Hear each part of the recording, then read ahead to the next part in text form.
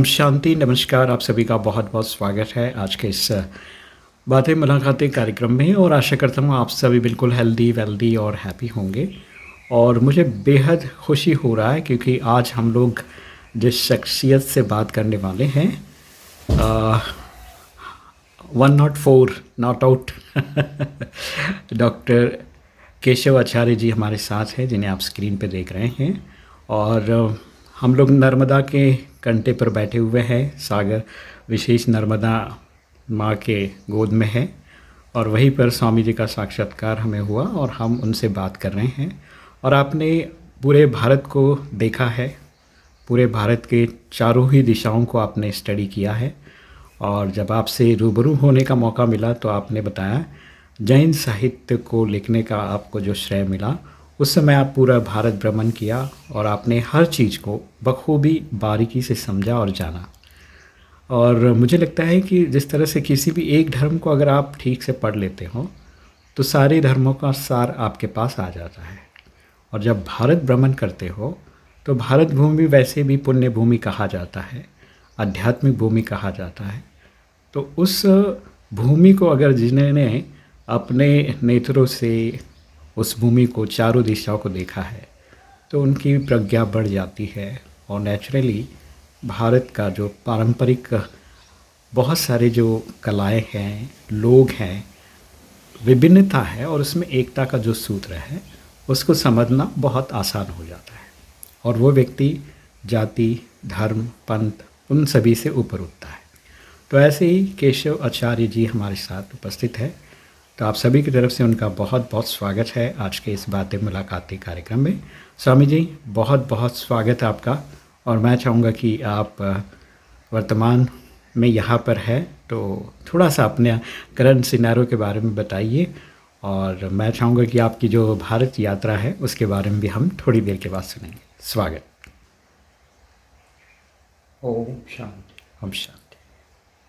मैं क्रिया योग का साधक हूँ और ये शुरुआत श्यामाचंद्र जी लहरी, जिनको लहरी महाशय कहा गया, उनके सानिध्य में शुरू किया था। काफ़ी लंबा समय हुआ। नर्मदा क्षेत्र में पर्यावरण मुक्त जीवन है, जिस एक असीम शांति नर्मदा क्षेत्र में मिलती है, जो किसी भी भारत के या विश्व के किसी भी दूसरी जगह मिलना नामुमकिन जैसी परिस्थितियां हैं। जी जी जी। और भारत भ्रमण करने में विभिन्न प्रकार की संस्कृतियों का दर्शन होता है, बहुत कुछ सीखने को उनसे मिलता है।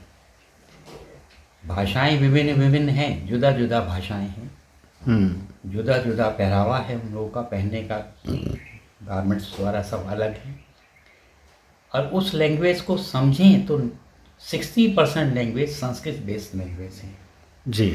तमिल, तेलुगु, कन्नड़, मलयालम, कोंकण, ये सभी लैंग्वेज संस्कृत बेस्ड लैंग्वेज हैं। तब तक लोकल लैंग्वेज को नहीं समझेंगे तब तक आपको उस क्षेत्र के बारे में, उस संस्कृति से अवगत होना मुश्किल होता है। इस बीच में मैंने ऐसे भी कुछ गांव देखे जहाँ सिर्फ संस्कृत के अंदर ही वार्तालाप होता है, दूसरी किसी लैंग्वेज में नहीं। अच्छा। लोकल लैंग्वेज में तमिलनाडु में तमिल उनका मेन लैंग्वेज है। English that is a link language. Hindi भी वो लोग बोलते हैं, लेकिन सभी लोग हिंदी उतना अच्छा नहीं बोल सकते वो लोग। और मेरी सभी से नम्र विनती है कि जीवन में कुछ समय निकाल के अपने गुरु के सानिध्य में जाएं और जो भी वहाँ से आपको मिल सके, मिलने का मतलब पैसा मिलने की बात मैं नहीं कर रहा हूँ। जी जी। मेरा मिलने का मतलब है कि साधना के पथ पे आगे बढ़े। बिल्कुल। ज़रूरी नहीं है आप 2 घंटा साधना करें, 20 मिनट भी 25 मिनट भी करते हैं तो वो बहुत एनफ हो जाएगा। स्वामी जी, मैं यहाँ पर आपको रोकना चाहूँगा। बहुत सारे लोग साधना करना चाहते हैं लेकिन वो सोचते हैं कि कौन सी साधना करें, किसकी साधना करें। तो ऐसे एक थोड़ा सा मन में धुंध रहता है। तो मैं चाहूँगा कि आपका अनुभव से लोगों को ये ज़रूर बताइए कि किस तरह से साधना करनी चाहिए। देखिए, गृहस्थ जीवन में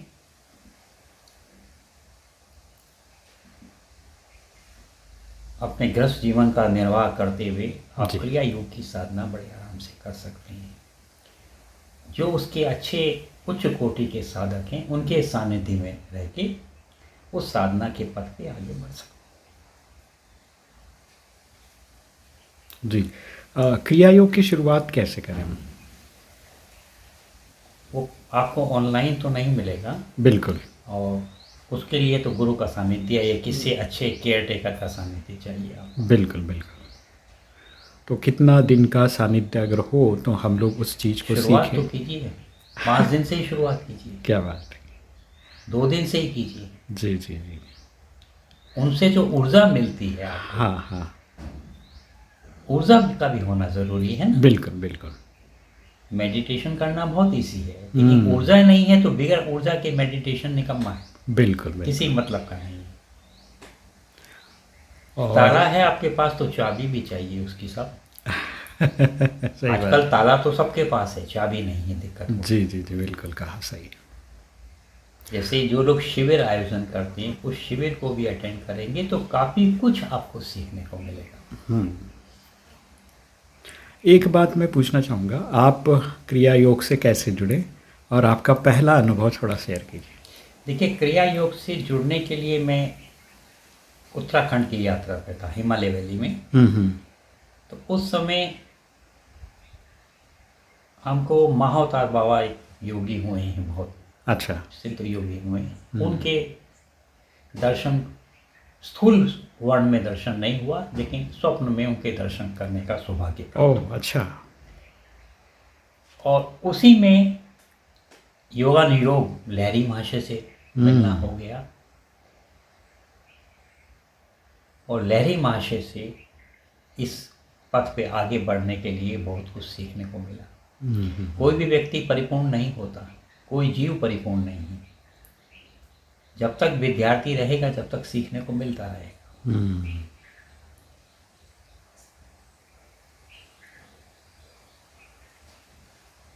हम 2 व्यक्ति सीखते रहे, उस टाइम उनके विद्यार्थी थे माइसर एंड आनंदमयी माँ। अच्छा, अच्छा। दोनों एक साथ सीखे। उस जगह का नाम था जंगम मठ। अच्छा। बनारस वाराणसी में जंगम मठ है। हाँ। कितना समय तक रहे आप वहाँ पर शुरुआत में? मैं उनके पास शुरू में 6 महीने रुका, फिर वापस चला गया। हाँ। फिर जैसे जैसे समय मिलता था आता था। वो लेकिन जंगम मठ में नहीं मिलते थे, वो कहाँ मिलेंगे उनको ढूंढना पड़ता, ढूंढने में 1 महीना लगता था। हिमालय वैली में जो हिमालयस में जो संत साधना करते हैं वो गुफाएं हैं, केव्स जिसको बोलते हैं। जी, जी। उसमें बड़े आराम से कोई कम्युनिकेशन नहीं होता। दैट इज़ टेलीपैथी है कि आपको अनुभूति हो कि वहाँ मिलेंगे, आप गए और मिल गए। वो तो आज तो नेटवर्क का ज़माना है, ऑनलाइन का ज़माना है। बिल्कुल। उस समय तो मोबाइल था नहीं, लैंडलाइन थी। लहरी महाशय के शिष्य हुए युक्तेश्वर गिरी, युक्तेश्वर गिरी के शिष्य हुए योगानंद जी परमहंस, जिनकी बुक है द ऑटोबायोग्राफी ऑफ योगीज। जी, जी, जी। और सर आपने वो बुक पढ़ा क्या, वही ऑटोबायोग्राफी? तो थोड़ा सा उसका कुछ सार अगर आप बता पाए ना, क्योंकि वो बुक ही अपने आप में बहुत कमाल की है। मेरे हिसाब से मेरी समझ से बाहर की चीज़ थी। अच्छा, अच्छा। जो ओरिजिनली आप जब जाते हैं जी, जी, क्रिया जी। योग में चक्रों का भेदन करते करते तब आखिर मणिपुर चक्र में जाते हैं, उसमें जो आनंद की अनुभूति होती है वो बुक्स में नहीं होगा। सही बात है। लेकिन उस बुक की काफ़ी लोगों से चर्चा जरूर काफ़ी सुनी। लैंग्वेज में है। जी। हिंदी पहले मेन इंग्लिश में आया था, उसके बाद हिंदी, गुजराती, मराठी सभी लैंग्वेज में, languages। नॉर्मली 20-22 भाषाओं में भारत की थी, हो सकता है अभी ज़्यादा हो। बिल्कुल। और यूजी कृष्णमूर्ति से भी सानिध्य रहा मेरा जीवन में, जे कृष्णमूर्ति से भी रहा। अरे वाह। तो काफ़ी लोगों से मिलने से बहुत कुछ सीखा है, बहुत कुछ मिला है। जी जी जी। मैं आज भी अपने आप को परिपूर्ण नहीं मानता। आज भी कुछ सीखने को मिले तो किसी से भी सीखने के लिए। बहुत सुंदर। जे एक कृष्णमूर्ति को ले तो जे कृष्णमूर्ति का जो फिलॉसफी है, जी। दर्शन शास्त्र जिसको कहे, हम्म। तो बिल्कुल सबसे अलग है। एक छोटे से बच्चे से भी कुछ सीखने को मिलता है। उसका जो बॉडी का मूवमेंट्स होता है, वो अपने को एक अच्छे गाइड का काम करता है। बिल्कुल। एक बात मैं पूछना चाहूँगा स्वामी जी, जैसे कि आप एज ए डॉक्टर प्रोफेशनली काम कर चुके हैं और विशेष एलोपैथी मेडिसिन की प्रैक्टिस आपने की, और लेकिन अचानक सा ये क्या बना अध्यात्म की ओर आपका झुकाव कैसे हुआ? क्योंकि एक प्रोफेशनल डॉक्टर 6 महीना छुट्टी लेके कहीं बाहर जाएगा नहीं, और वो आपने करके दिखा है, तो something is importance than that. वो चीज़ मैं चाहूँगा कि कैसे हुआ। देखिए sir, I was complete in FRCS. First I complete in MBBS, then MS, then FRCS. That was the highest degree in medical science. जी। I was complete at Edinburgh, UK. After that, I was appointed as a dean in California Medical University. I was prominent cardiac surgeon. हर व्यक्ति की, हर जीव की जीवन में प्रभु और गुरु कृपा मैं दोनों की मानता हूँ। जी। कुछ इस प्रकार का चेंज आती है कि ना छूट के जिसके लिए समय नहीं होता उसी के लिए समय मिल जाता है। पैसा कमाने की जो भूख होती है ना, जी जी जी, उसका भी अंत है। You are working just like a money making machine. एक समय तो मशीन का भी बॉल बेरिंग खराब हो जाता है। जी जी जी। What can you do but for that time. लेकिन ये जो एहसास है, ये जो अनुभूति है, ये जागृति कब है, कैसे हुआ? देखिए, बचपन से ही मेरे को इसमें रुचि था। अच्छा अच्छा। रुचि हाँ का प्रश्न है। हाँ। एक पेशेंट का, he was suffering from prostate cancer.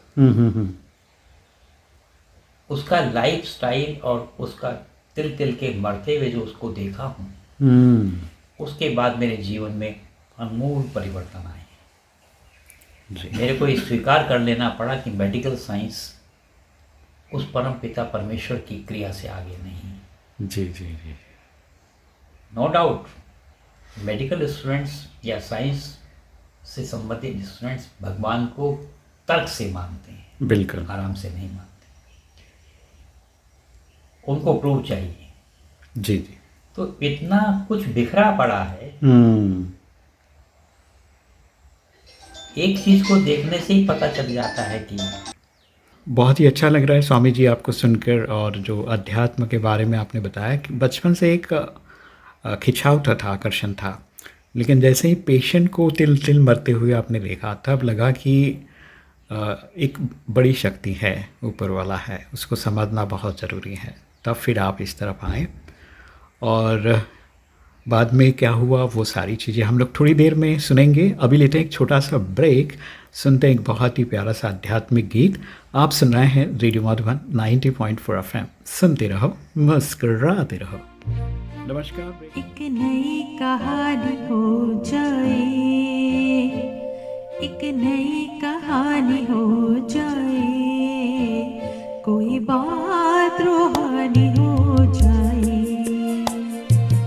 एक नई कहानी हो जाए, कोई बात रूहानी हो जाए। नमस्कार। ब्रेक के बाद आप सभी का फिर से एक बार स्वागत है। स्वामी केशव आचार्य सर से हम लोग बातें कर रहे हैं, और एक हाईएस्ट प्रोफेशन में होते हुए भी, अच्छे पोजीशन पे होते हुए भी, और बहुत सारे लोगों को उन्होंने ठीक किया है, हार्ट स्पेशलिस्ट रहे हैं।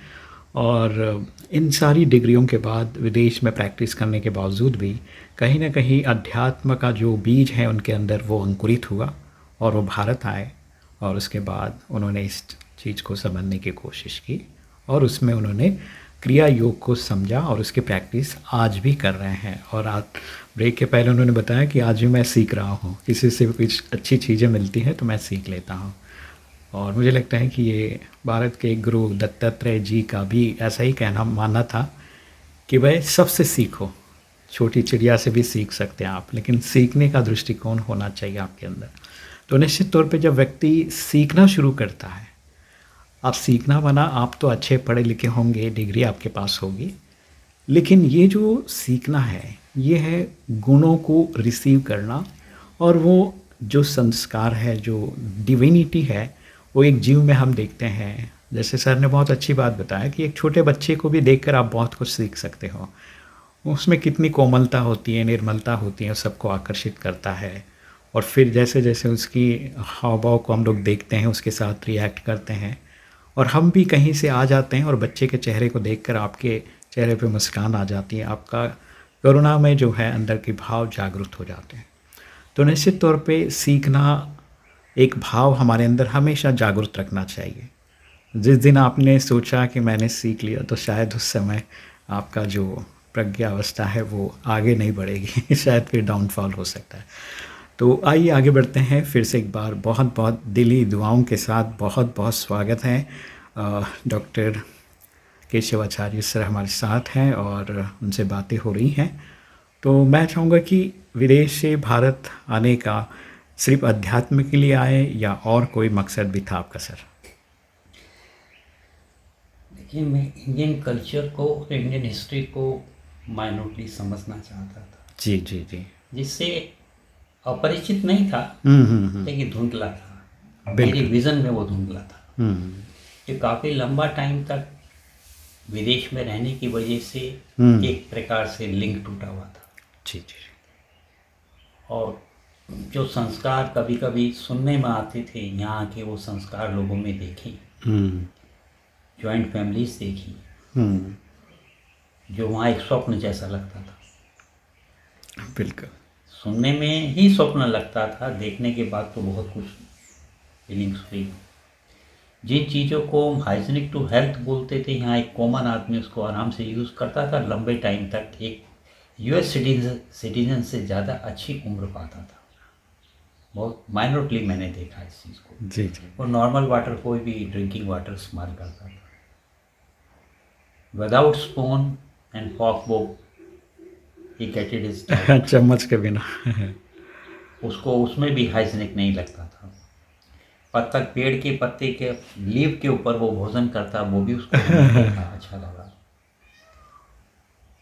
और जैसे जैसे माइनरली उसने स्टडी किए, तो वो हर चीज़ का साइंस से और संस्कृति से जुड़ा हुआ था।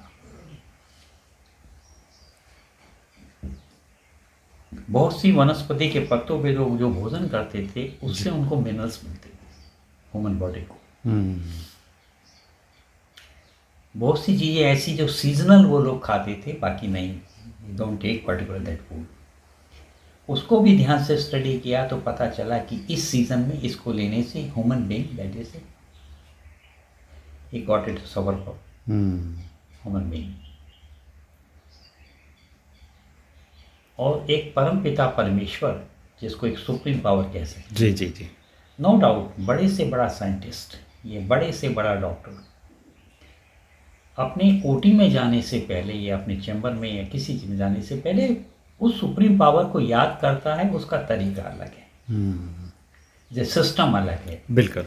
वो अगरबत्ती, स्टिक या दीपक नहीं लेगा। स्वामी जी, मैं एक और बात पूछना चाहूँगा। आज के समय में, क्योंकि आप देश विदेश की संस्कृति से वाकिफ़ हैं, लोगों से भी आपने अच्छी जो है उनकी बातों से, उनके साथ में अपने समय बिताया है, चाहे देश हो या विदेश हो। तो मैं चाहूँगा कि आज के समय में जो लोगों की समझ है या फिर उनकी जो स्वभाव है, वो कहीं न कहीं ऐसा फ़ील हो रहा है कि we should learn more things, हमें सीखने की ज़रूरत है। तो आप इस विचार को लेकर क्या बताना चाहेंगे? देखिए, आप बिल्कुल ठीक है। जब तक जीवन में नैतिकता का अभाव रहेगा, हुँ। तब तक सीखने का तो प्रश्न ही पैदा नहीं होगा। हुँ। क्योंकि खुद को फीलिंग्स व्यक्ति में ऐसी होती हैं, आई एम समथिंग। ईगो नहीं होना चाहिए, जी, जी, जी। अहंकार जिसको कहा गया, अहंकार नहीं होना चाहिए। और जिस देश में आपका जन्म हुआ है, हुँ। देश के प्रति एक ममत्व होना चाहिए, कुछ करने की भावना व्यक्ति में होनी चाहिए। मेरे को याद है रविंद्रनाथ टैगोर का मैं लिटरेचर पढ़ रहा था, उसमें जननी जन्मभूमि महान। जी, जी, जी। तो एक से एक अच्छे व्यक्ति इस देश में हुए। हुँ। इस देश में हर फील्ड में, हुँ। ज़रूरी नहीं आप मेडिकल फील्ड को लें, हुँ। और भी फील्ड के अंदर बहुत कुछ दिया है विश्व को। जी। बहुत सी प्रतिभाएं इस देश से दर साल बाहर जाती हैं।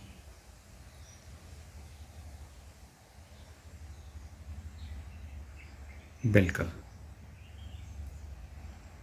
हाँ, आमूल परिवर्तन की ज़रूरत है, मैं स्वीकार करता हूँ। बहुत से परिवर्तन ऐसे हैं जो इस देश में आने चाहिए, जिससे इस देश के नए बच्चे जो आ रहे हैं, न्यू जनरेशन आ रही है, उनको इसी मुल्क के लिए कुछ करने का धगस हो। जी।